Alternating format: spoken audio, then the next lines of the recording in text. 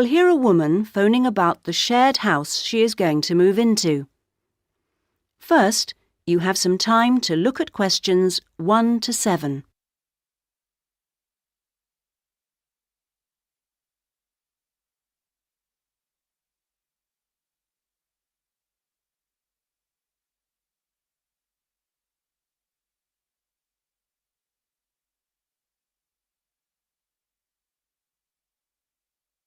You should answer the questions as you listen, because you will not hear the recording a second time. Listen carefully to the first part of the conversation and answer questions 1 to 7. Hello? Hello, this is Hilary. I'm calling about the house. I'm moving in next week. Oh, yes, Hilary. This is Judith. I met you when you came to look at the house. Yes, I just had a few more questions I wanted to ask. Of course. Well, first, about the rent. I realise I didn't check what it included. Yes, that's important. It includes most things. We don't have to pay extra for heating, for example, just for the telephone, which is fair enough, I suppose. Local taxes are part of the rent, so that's not a worry. That's fine. Then I remember I should have sent my letter of reference to the landlord by now, but I haven't got his address. Yes, you should get that off right away. Address it to Mr. Crawley. He's at 14 King Street. Is that in Exford? Yes. And then you'll need to put the postcode, of course. It's AP12 7QT. Got that, thanks. I also realise I don't know exactly what the house has in the way of equipment. Is there a microwave, for example? There isn't. None of us feels the need. Oh, fine. I'm sure I can do without one too. What about a hairdryer? Maybe you should bring one, if you need one. I'll buy one, yes. And TV? Oh, yes. We've got 2, in fact. Was there anything else? I just wondered if there were any rules. Not really. We share the cleaning, things like that. We do have to be careful about loud music. Yes. So we've agreed that there shouldn't be any loud music after 9, and that we don't play music at all in the living room after 10. Up to 11 in your own room's okay, as long as it's not too noisy. That sounds good. And is there somewhere safe I can keep my bike? That's difficult. To be honest, lots do get stolen round here. We haven't got a garage, so we tend to park ours in the garden so that they're hidden from the street. OK. Now, I hope you like cooking. Yes, I do. Do you all have shared meals? Not very often, actually. But when the weather's good in the summer, we like to have a barbecue together, which we do each Wednesday. We tend to go out at weekends. Sounds fun. Before you hear the rest of the conversation, you have some time to look at questions 8 to 10.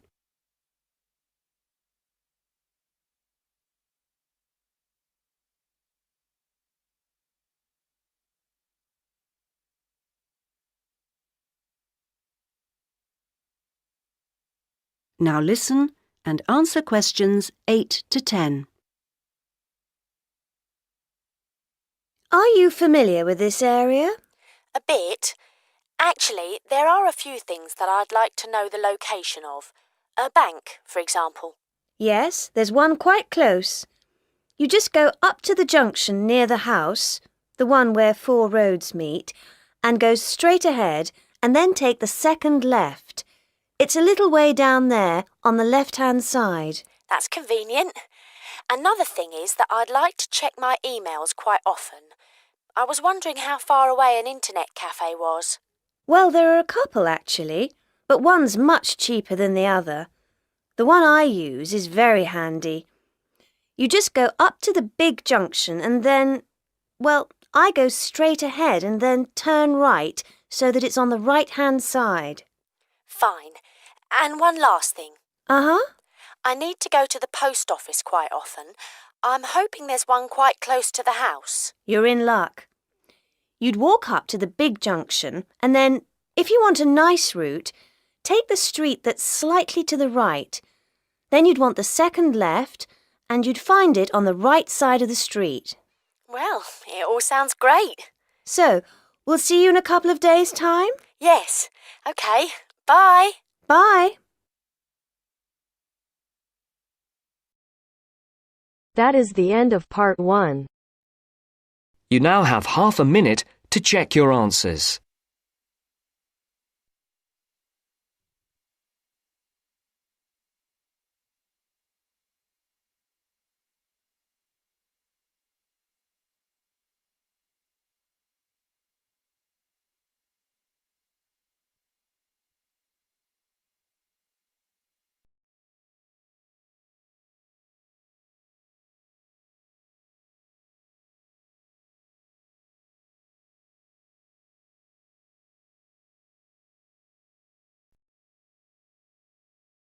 Now turns to part 2. Part 2. You will hear a presenter on a radio phone-in show. The presenter is talking to a woman who was bitten by a poisonous spider. First, you have some time to look at questions 11 to 15.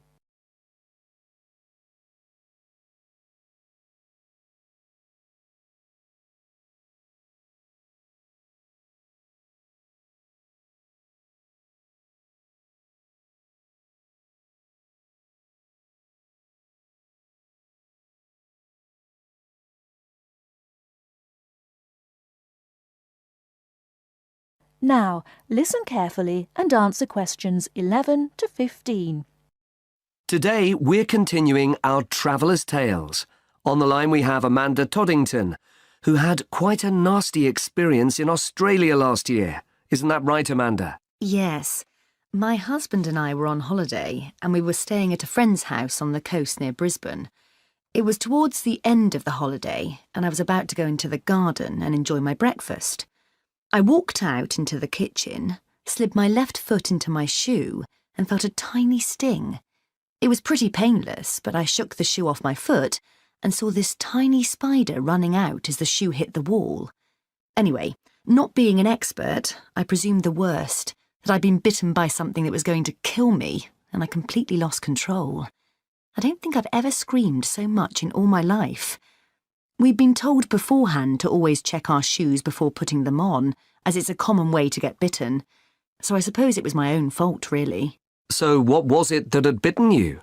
Tony, that's our Australian friend, he immediately asked me if I knew what had bitten me, and I pointed to the corner of the room where I'd last seen the spider. He picked up a jar and found the creature in the corner where the shoe had hit the floor. "It's a redback," he said, and he gently placed the jar over the spider. The funny thing was, we'd been talking about some of the creatures we needed to be careful of a few days previously, and as he said the name redback, the conversation came flooding back to me.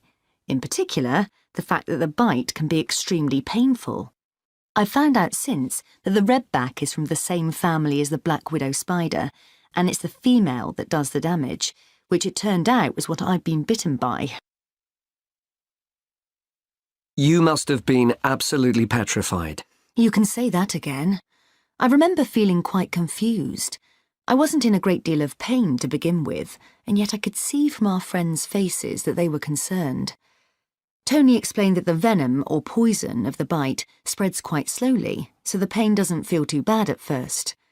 Gwen, Tony's wife, brought an ice pack, and Tony held it against the bite to make it less painful. Apparently, you're not supposed to put a bandage on the area, as this can make it hurt even more. Tony tried to put my mind at rest by explaining that this was quite a common bite, that the hospital would have an antivenom, and that everything would be okay. But I was beginning to panic. We were flying back to the UK the next day, and I really didn't know what to do. Before you hear the rest of the talk, you have some time to look at questions 16 to 20.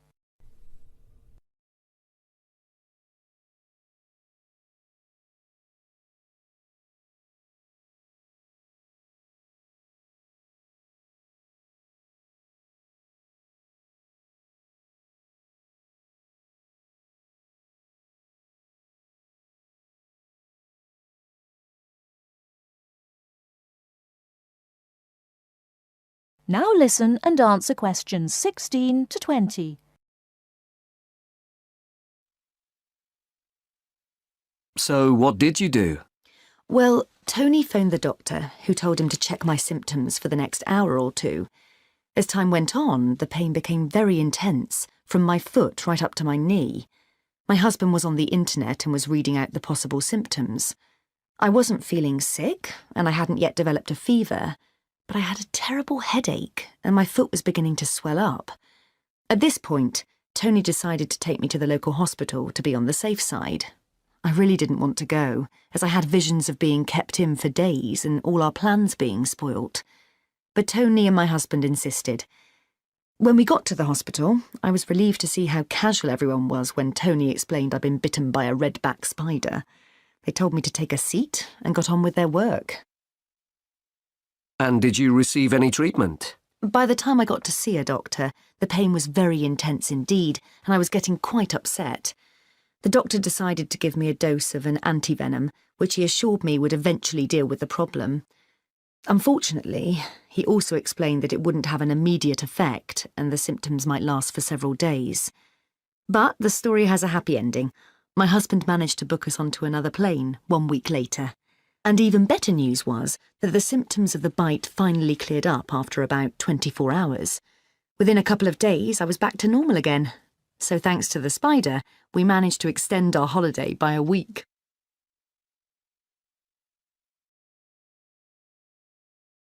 That is the end of part 2. You now have half a minute to check your answers.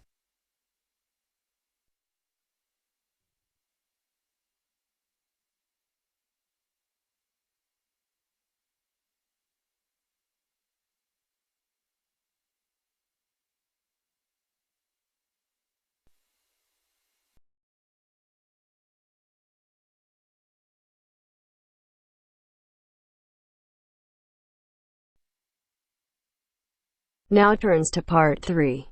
Part 3. You will now listen to a talk on bicycles. First, you have some time to look at questions 21 to 25.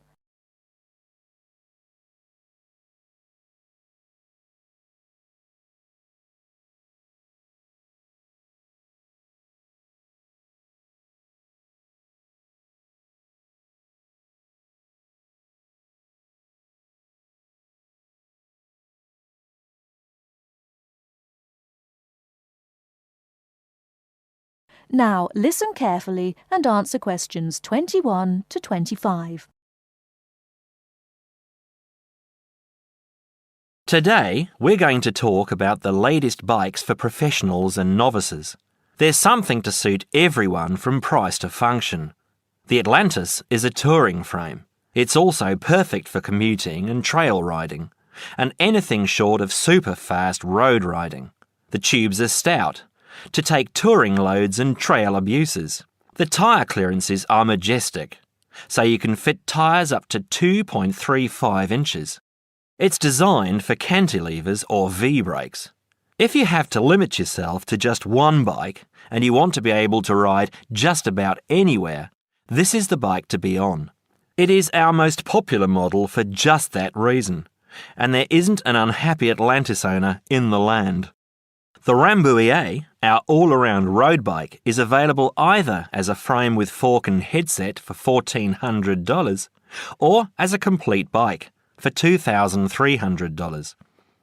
Compared to the Atlantis, it is a lighter frame, not intended for loaded touring or rough trail riding. As a road bike, it has side-pull brakes.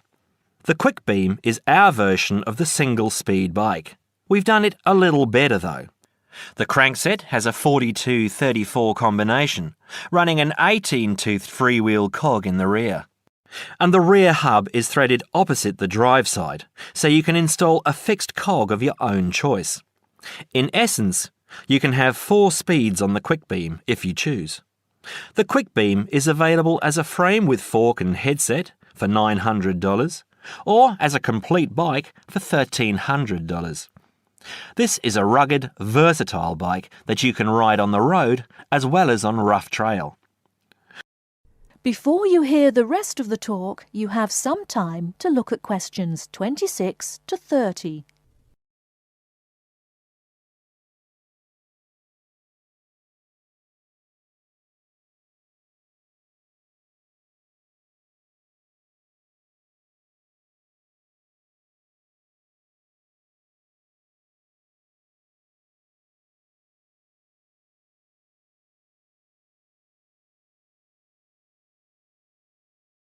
Now listen and answer questions 26 to 30. The Saluki is our roadish, light-touring, randonneuring frame. It's designed for 650B wheels.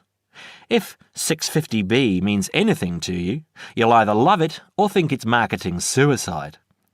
If you're new to 650B and a follower, you won't want it. If you're new and a rebel, you will. Now, I'll just talk a little about saddle comfort. The road bike, for the most part, has turned into a high-tech, uncomfortable machine, and the proof is all around us. Look through any bike magazine or catalogue, and you'll see the saddle up to 6 inches higher than the handlebars. It is impossible to be comfortable on such a bike. It forces you to lean forward, putting more weight on your groin, hands and arms. People ride these bikes with straight, locked-out arms and wake up with aching backs. They endure it, get used to it, or buy recumbents.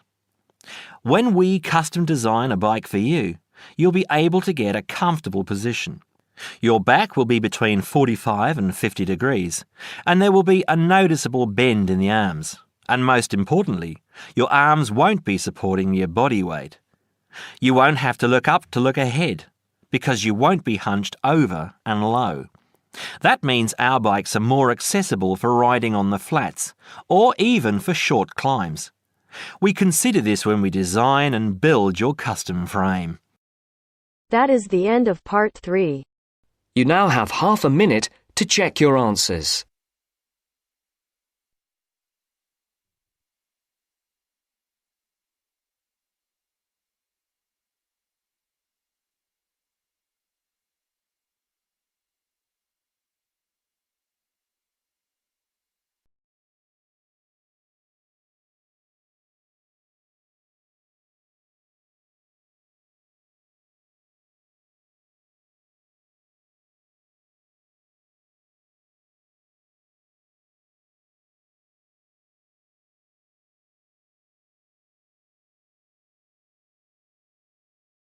Now turns to part 4. Part 4. Listen to the last part of the lecture. As you listen, complete the notes below. First, you have some time to look at questions 31 to 40.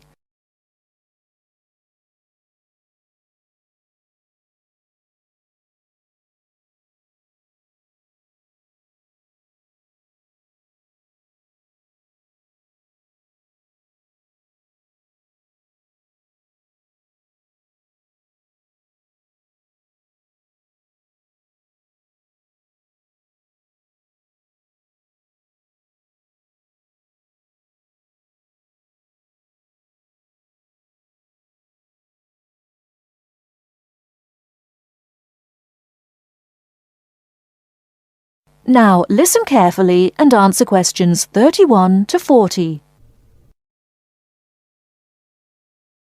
Last time I said that a lot of Irish people left the country and went to England, America and many other foreign countries. Today I'd like to talk about the emigration. The effects of immigration were not all bad. The immigrants experienced a lot of hardship in their new countries. There is a famous story about a park in Shanghai where Chinese and dogs were not allowed.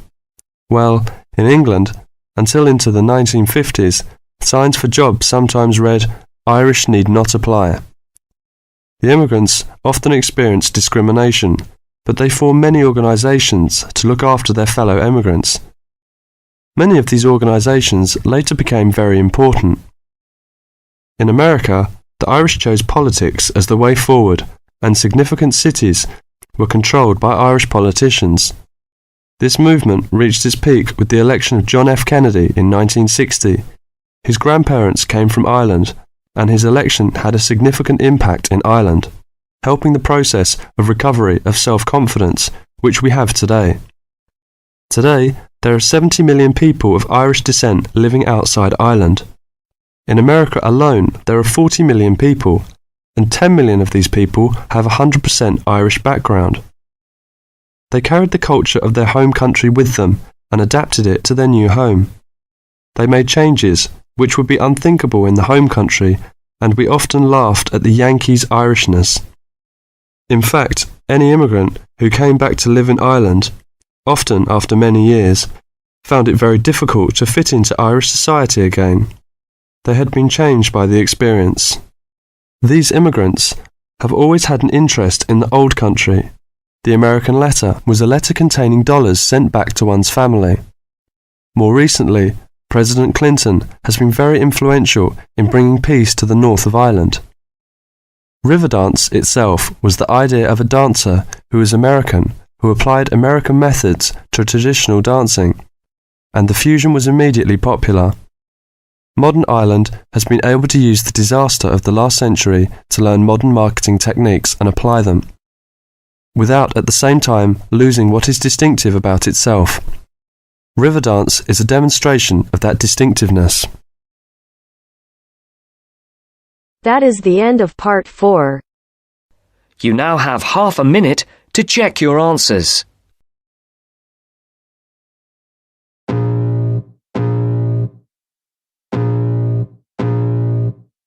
I can feel the blood creeping up from the heathens. Got will, got fight, got pride, got reason. If they wanna go eat, then you know I'm gon' feed them. If you're coming for me, hope you're ready for a demon. I got eyes in the back of my head, I'm seeing. Take me for granted and you know I'm leaving. I'ma take what's mine with the webs I'm weaving. I could take this crowd from seeing to believing. Got a taste for blood and my tongue keeps bleeding from the